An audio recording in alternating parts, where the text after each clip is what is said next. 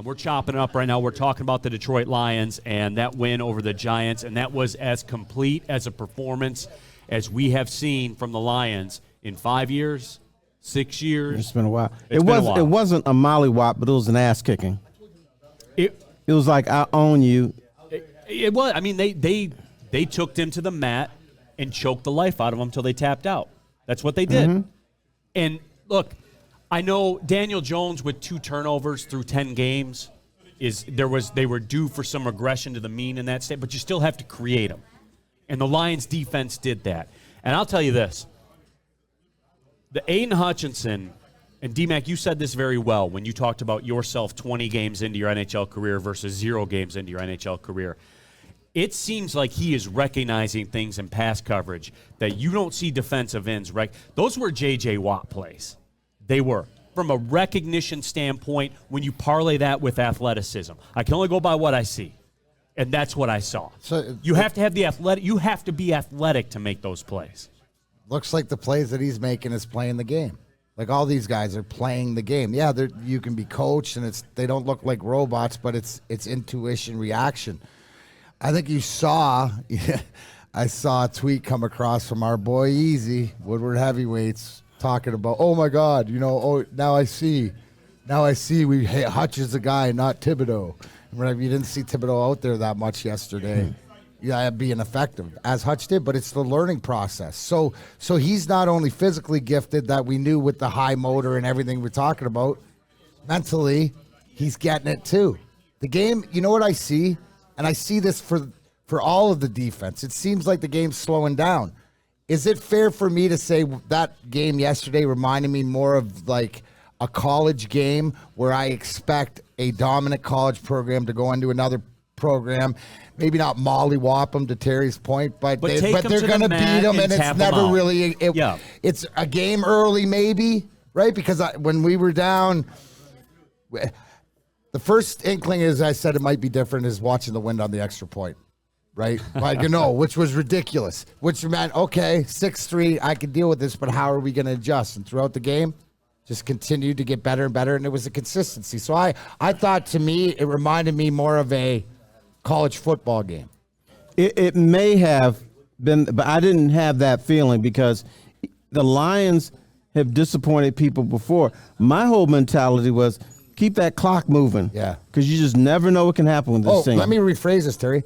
College football game, now that I'm breaking it down after. No, I was we all go through that liondom and just run that clock, get that run, get that first down, hold the ball, carry the ball, don't turn it over. I know we're up. Wait, they just scored. Holy cow. So we're 2 scores in. If they do this, worst onside kick. Like things are going their way. Like you look at the onside kick come right to Amon-Ra St. Brown. No bounce, no nothing. Like they're putting themselves in positions to get it done and not have to stress us out doing it. Well, I put this, it wasn't Alabama Austin Pay. Or Austin P, whatever their name. No, it wasn't. WoodwardSports.com chat thread, Jonathan Anton, go Brad Holmes, Josh Kalenda. Josh, haven't seen you in here before, man. Appreciate you tapping into the show. Also a big fan of the Brad Holmes picks.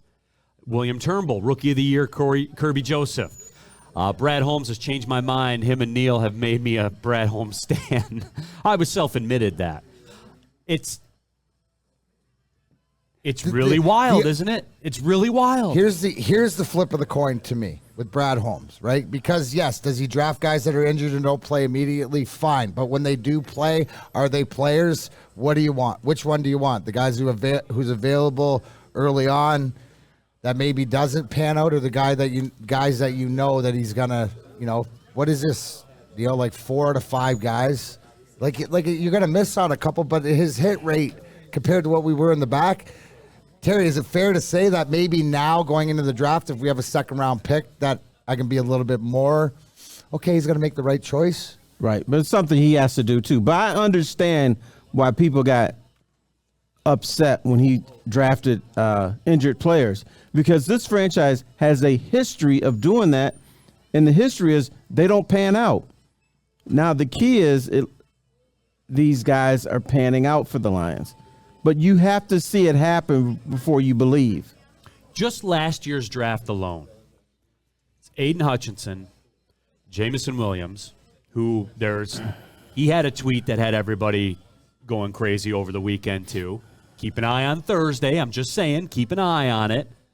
Maybe just wishing everyone a happy Thanksgiving. Yeah, Josh Paschal, who was not able to play this week. Kirby Joseph, we saw his work. James Mitchell, by the way. How about that tight end room? How about it? How about the efficiency, even to like down where they complete a pass, not for a touchdown, but for a first down? Like the way that they affect the blocking scheme, the way that this offense is playing. But like you're naming guys, and you're not naming guys at the top of the draft, are you? No, Mitchell's a fifth rounder. I've but only I'm gotten saying, to the fifth round. So we're getting in deeper, Yeah. and we know Malcolm's there. Sixth round, Malcolm Rodriguez, spokesman for Feldman Chevrolet, by the way. Sixth starting linebacker. You Show see you what I'm sure. saying Oh, here, you already guys? did. And that's on the heels of last year's draft with Penei Sewell, Onzarique's not working out, Aleem McNeil is working out, Amon-Ra St. Brown. Like, Can I come on, can I guys. say a quick thing that I noticed yesterday, which was, and this is cultured locker like stuff that maybe I didn't see before. But did you see when Penei Sewell, for lack of a better reason, but took a penalty, 15-yard or whatever, illegal block or whatever, and how upset he was? But it was to your point, he had a guy buried like 10 yards downfield, right? Did you see when he was caught and how upset he was? You know why he was upset? Because it wasn't an illegal block. Well, That's why. I understand that. I understand that, but did you see who was a decorate to him talking? Do you see how that did not compound down? They bounced back every time they faced that adversity. What were we afraid of going into the game yesterday? The third and longs, we get Goff in there, but we executed. Guys stepped up. So I just think, yeah, Terry. The worst thing as a player, dude, if you give me a penalty and I don't deserve it because I deserve a lot of them, is you get super PO'd. But what I want to say is the maturity and the growth. Is he didn't let it affect the next play. So here's the comp, too. The reason I brought that up about the draft picks, you go back in time to, say, 2017, right? It's 5 years ago, which was right around the time the Lions last won 3 games in a row.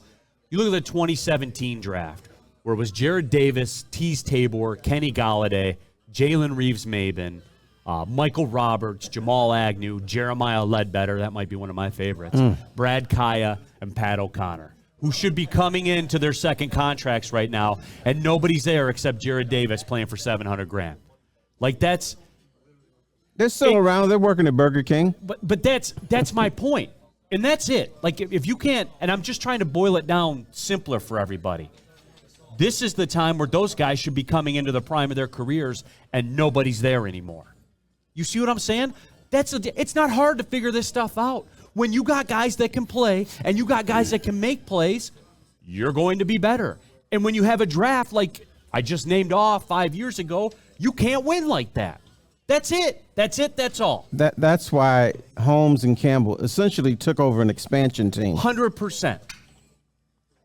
Those are your second contract guys that were coming into it now. Like, come on, man. And you wouldn't even sign those guys if it was like for $1 million a year because you don't want them. Sign Jared Davis, Yeah. but that's to the point where it fits into where he fits in. That's the thing is it's nice to see these guys execute too on both sides of the ball with the game plan and it's something moving forward. Like there's growth here. Like this is something which not just bring it up. Did anybody else just go, holy cow? These guys continue to be good, and it's Brad Holmes, so figure out the money. Is that, wow, like, look at the core that you have. You have a core.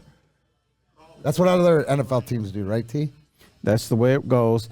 I don't think they're going to have a complete core until after next season. They've got guys who are moving into, they're going to be core players, but once he gets next year's draft, I think that's going to be a core that can not only win, but sustain stuff. This is not a team that can sustain things yet. They're still proving themselves, and they need depth. And the other thing that was good was he always say this, the Lions lost because they had an injury. Well, now it's more plug and play. Now they get injuries, they put somebody else in, especially on the offensive line, and they keep on going. Yeah, that's the way NFL teams work. Shout out to Dan Skipper. Have you see him filling in, and how many times you see him in the play up the field, 10, 15 yards, whatever like that. So to your point, that tells you Hank Fraley, that offensive line room, they're doing their job. And that spins into here on Mark Emmett on WoodwardSports.com chat thread. Remember, if you're new to the show, make sure you jump in there. I'll get to them. Can't get to them all. I mean, their messages just flying across everywhere on there. Someone give Aaron Glenn some love and Dan Campbell for standing by his guy when things were going south. And Mark, here's where it is with me, is the circumstances dictated a pound of flesh. And there was a pound of flesh. And then things changed. So yeah, you have to. They had to do something. They did something. And they circled the wagons. And here they are. It's all pretty simple.